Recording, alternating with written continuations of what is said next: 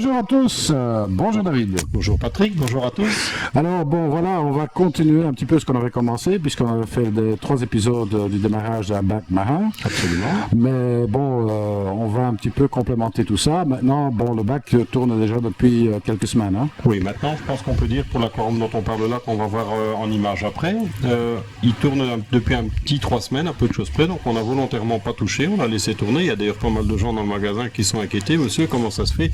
Ça fait longtemps qu'il est vide, mais on a volontairement laissé tourner comme si c'était chez le particulier. Donc là, en fait, il est en eau depuis 3 semaines, l'écumeur tourne, l'éclairage de manière ralentie. Évidemment qu'on l'allume quand le magasin est ouvert, on ne peut pas le laisser dans le noir, donc on verra qu'il y a un peu d'apparition d'algues, mais rien d'anormal.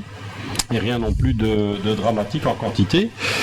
Donc ça, c'est un point dont on va parler après. Et le but étant évidemment d'aider les débutants qui commencent en grande partie. On va leur montrer, une fois que l'aquarium a tourné 2 ou 3 semaines, sur lequel on n'a pour ainsi dire rien fait au niveau entretien, à l'exception de rajouter évidemment le complément d'évaporation avec de l'osmosée. Donc ça a été fait bien sûr, puisque dès qu'il tourne, il y a de l'évaporation qu'il faut compenser. Un peu d'entretien sur les vitres dès lors qu'on éclaire un peu. Donc ça, c'est un deuxième point qu'on a fait ces dernières semaines. Et pour le reste, depuis qu'on a mis les pierres vivantes, on n'a pour ainsi dire pas touché, donc on verra sur les roches qu'il y a un peu d'algues qui se sont formées, des bonnes et des moins bonnes, ce qui est logique dans la phase de démarrage, puisqu'on n'a encore aucun animal dans l'aquarium qui se nourrit d'algues. Souvent les gens sont inquiets dans la phase de démarrage, et je pense que c'est important d'en parler pour ceux qui ne connaissent pas, puisque l'essentiel du but de la vidéo maintenant, c'est évidemment pour les débutants, et donc forcément des gens qui n'ont pas nécessairement les connaissances. Le fait d'avoir une apparition d'algues dans un bac récemment démarré est quelque chose de tout à fait normal. Cette quantité d'algues, elle va de pair avec la durée d'éclairage et la quantité d'éclairage. Celui qui éclaire à 100% avec des éclairages très puissants, et sur un aquarium dans lequel il n'y a aucun animal qui se nourrit d'algues, est fatal qu'on ait évidemment des algues, c'est normal. Ce ne serait pas le cas, que ce serait limite anormal. Donc ça, c'est un point important. Il faut bien dire une chose, un bac qui ne produirait pas d'algues est un bac malade. Oui, ça d'une part.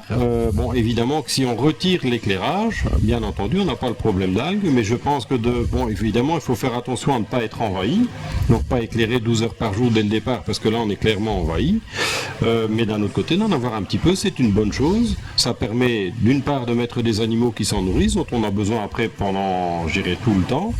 Et aussi, ça peut donner un petit coup de pouce à certains poissons. Je pense par exemple à toute la famille des chirurgiens qui demandent d'avoir des algues dans leur régime. Le fait d'avoir un peu d'algues dans un aquarium quand on les introduit, évidemment que ça aide, puisque ça leur permet de picorer un petit peu tout au long de la journée, comme ils font dans le milieu naturel. D'ailleurs important, on va faire une petite parenthèse, celui qui introduit des chirurgiens dans un aquarium marin, dès lors qu'il n'y a plus d'algues, il doit évidemment compenser cela, soit par des feuilles d'algues séchées, soit par de la nourriture surgelée ou sèche dans laquelle il y a des algues. Pour ces poissons, il est capital qu'ils aient des algues dans leur régime alimentaire. Même si on leur donne du surgelé, je pense par exemple à des artémias ou des mysis, donc des petits crustacés surgelés, c'est pas suffisant pour les maintenir en bonne forme. Ils ont besoin absolument d'algues pour leur organisme et leur système digestif. C'est ça. Alors ici, on va parler d'un nouvel appareil qu'on peut installer qui est vraiment très utile pour les débutants justement. Oui, tout à fait. Alors c'est un appareil, on en avait un peu parlé sur la dernière des vidéos, on n'avait pas encore montré parce qu'il était prématuré d'installer à ce moment-là. Il s'agit de ce qu'on appelle un réacteur à biopellets, donc un appareil qui permet de travailler préventivement et de manière aussi curative dans une certaine mesure contre les nitrates et les phosphates. C'est ça. Alors il faut savoir que les pellets, ce sont ces petites choses-là, j'espère qu'on peut faire un zoom, c'est vraiment des petits granulés, voilà. Oui. Alors des phosphates, des nitrates, on en a déjà dans l'autre canalisation en fait. Oui et non. Disons qu'on peut en trouver dans l'eau de canalisation, le taux peut varier d'une région à une autre, et ensuite, le fait d'en avoir dans l'aquarium dépend du fait qu'on ait utilisé de l'eau osmosée ou non. Ça, c'est un facteur qui pourrait faire, parce qu'il faut rappeler que l'osmoseur, il retire quand même jusque 90% des nitrates qu'on peut avoir, une grande partie des phosphates.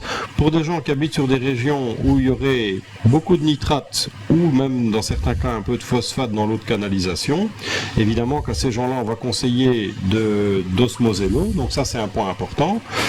Que ce soit pour le complément d'évaporation ou pour la préparation de l'eau, on en avait déjà parlé. qu'est-ce qui est important de signaler pour ces gens-là? Évidemment que l'osmoseur il ne retire pas 100%. Il y a une solution technique simple, c'est qu'en sortie d'osmoseur, on vient mettre une cartouche qui en fait vient retirer le peu de nitrate ou de phosphate ou de silicate qui est souvent plus courant et plus embêtant par rapport aux problèmes d'algues. Il existe des cartouches avec de la résine qui viennent retirer ça, qu'on vient mettre en sortie d'osmoseur. C'est ça. Alors ici, on a un appareil qui va jouer un rôle aussi dans l'élimination de ces nitrates et phosphates. Absolument, ça c'est l'essentiel du but de l'appareil en question. Donc les petits granulés dont on a parlé là sont donc des biopellets. C'est quoi? C'est ni plus ni moins qu'un polymère, c'est une, on peut dire ça, quelque part une base nutritive pour des bactéries qui vont en fait nous aider à décomposer les nitrates et les phosphates. Pour ça, ces bactéries ont besoin d'une source de nourriture qu'elles ne vont pas nécessairement trouver en quantité suffisante dans l'aquarium, et ça c'est le but du produit. Pour que ça marche, comment on fait? On les met dans un récipient, donc en l'occurrence ici le petit réacteur. On va peut-être ouvrir un petit peu, hein, on va faire un déballage, hein, puisque bon, on n'a pas d'idée à quoi ça peut ressembler. Bon, c'est bien emballé apparemment. Donc voilà, alors on va essayer de sortir le plastique. Voilà, il y a une attache, un petit transformateur. C'est une pompe plutôt. Voilà, il y a une petite pompe et son alimentation. Donc son alimentation, voilà. C'est un produit qui est fait par Aquamedic. Voilà. Alors pourquoi j'ai choisi celui-là? Il existe évidemment différents modèles de réacteurs à biopellets. J'ai choisi celui-ci parce que dans notre cas présent sur l'aquarium dont on est occupé de parler maintenant, on n'a pas énormément de place dans la décante, étant donné qu'on a déjà un écumeur et pas mal d'autres choses. Donc on prend quelque chose qui prend relativement peu de place, et le modèle ici en l'occurrence est assez compact puisque la pompe vient se mettre sous le réacteur. C'est-à-dire que monté, on peut dire voilà, ça ressemble à ça. Donc, alors ici, l'alimentation, là il faut évidemment prendre l'adaptateur qui est européen. Voilà. Après, il faut le monter simplement. Hein. Oui, ça c'est tout simple. L'intérêt de la chose, évidemment, c'est qu'on est sur une pompe en basse tension. Voilà. Ça s'éclipse, tout simplement. Voilà. Vous pouvez déménager aux États-Unis ou un petit peu partout, même au Japon, ça le fera, puisque vous avez toutes les adaptations. Donc voilà. Donc l'alimentation électrique, bon évidemment, à ne brancher que quand l'appareil sera mis dans l'eau. C'est ça. Alors, on a un petit système de fixation en plexi qui est assez bien fait. C'est simple, on peut le mettre sur n'importe quelle position. Je vais essayer d'écarter un petit peu qu'on le voit.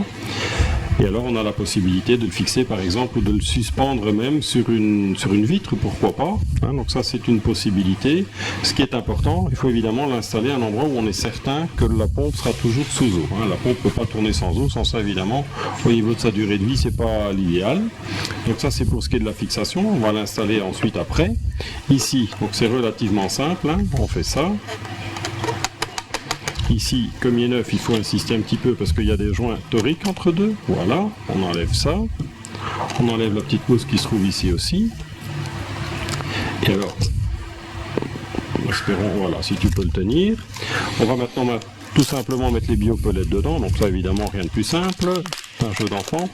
Important de parler de la quantité. Ici, j'ai prévu un réacteur donc de taille moyenne qui est adapté par rapport au volume de l'aquarium qu'on a là. Dans cet appareil-là, on peut aller jusqu'à mettre 350 ml de biopellets.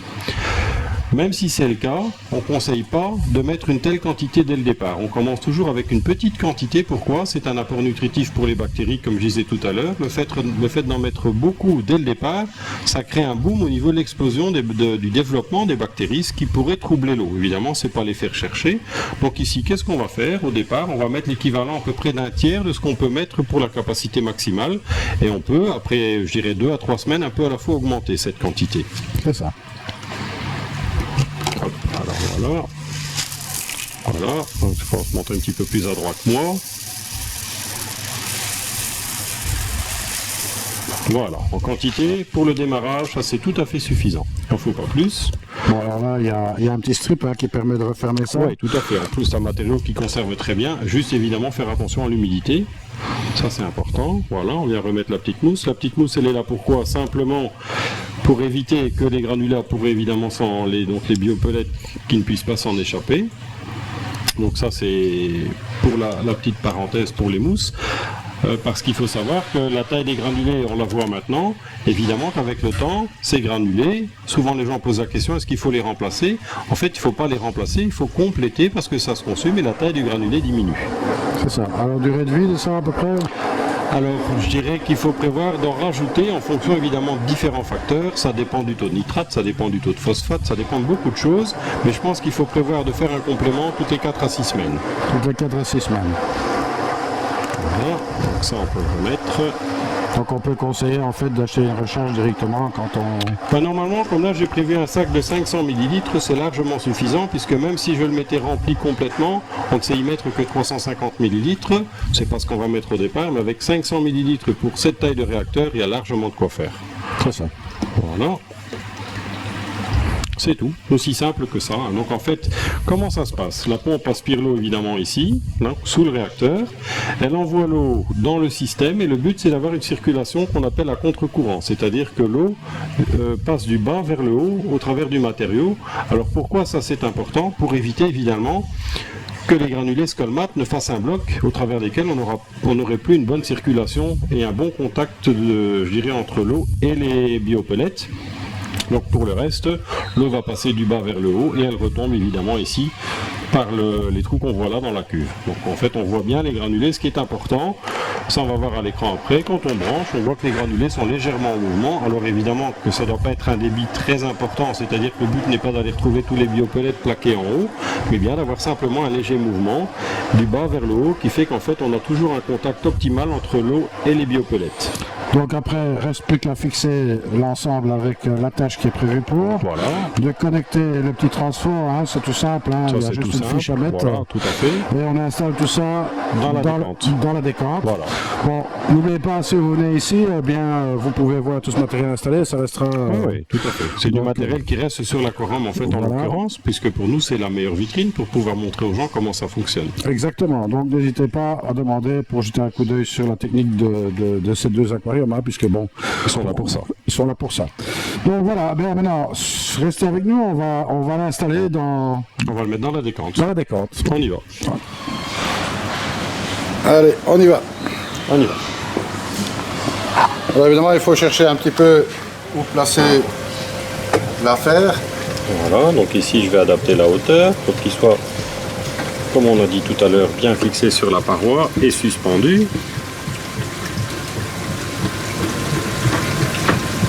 Voilà.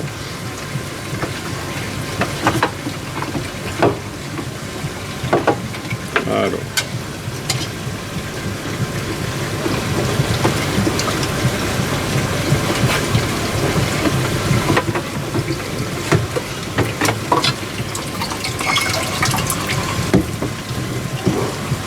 Bon, c'est décroché, mais c'est pas très grave. Ouais, c'est décroché parce que j'ai pas fait convenablement. Voilà, en principe, il faut faire ça comme ça. Voilà. Une fois que la pâte elle est sur la vitre, voilà. Là, on peut serrer. Ça bouge plus. Et ça non plus.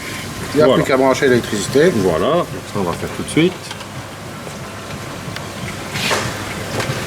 Alors, on a toujours le trou qui est prévu au-dessus. Voilà, à l'arrière, hein, où on vient passer les autres alimentations aussi. Hop. Et maintenant, le petit adaptateur. Alors, le petit adaptateur. Ben voilà.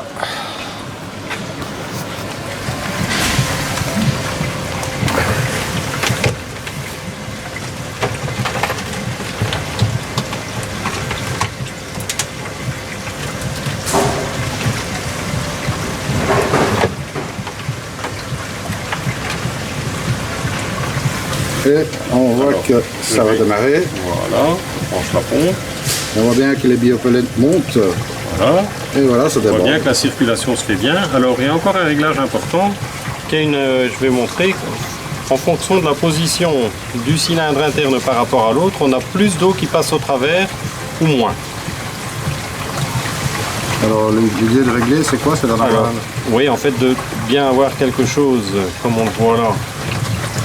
Ce qui est important, c'est de les mettre en mouvement. Il faut savoir aussi que quand elles sont neuves, comme c'est le cas maintenant, elles doivent s'imbiber un peu d'eau, on le voit. Hein. Après déjà quelques minutes d'utilisation, le fait d'agiter, et voilà. Donc là on a bien les biopellets qui sont en mouvement, comme elles doivent l'être, pas un mouvement énorme, mais suffisant pour faire en sorte que ça bouge et que le contact entre l'eau et le biopellet soit important.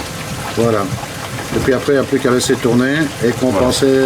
Voilà, en fonction. Alors évidemment que pour savoir, pour voir l'évolution et l'efficacité de cela, c'est important de mesurer. Donc test phosphate et nitrate, on conseille de faire quand même ça une fois par semaine.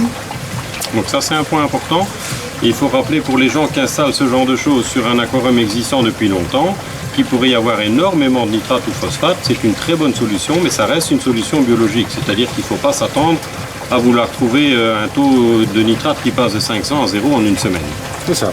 Alors ici, puisqu'on est quand même dans le bac, on voit qu'après quelques semaines, on commence à avoir des dépôts dans le fond de la cuve de décante. Hein. Voilà, donc là il y a des sédiments. Pour travailler contre ces sédiments, il existe plusieurs solutions. Pour moi, la meilleure solution quand on a une bonne filtration mécanique, c'est simplement d'aller les remuer le soir avant d'éteindre. Et tout ça est retiré par la filtration mécanique. Ça, c'est une solution. L'autre solution, c'est simplement de les retirer. Mais évidemment, quand je dis les retirer, c'est pas facile de les siphonner puisqu'on est au niveau évidemment du sol. Donc à les siphonner, n'ayant pas de différence de niveau, c'est compliqué. Pour moi, la meilleure solution reste de les mettre en mouvement. Et le fait de les mettre en mouvement, on va les retrouver dans la filtration mécanique. C'est ça. Donc voilà. Donc voilà, notre biopellet est installé. Il n'y a plus qu'à laisser faire, à surveiller bien sûr les paramètres de l'eau. Bon, je pense que tout est en ordre ici. Pour celui-ci, on est complet. Tout à fait. Alors, écoutez, moi je vous propose de nous suivre dans la prochaine émission qui concernera l'introduction donc des détritivores et l'introduction des premiers poissons. Allez, restez avec nous et à très bientôt.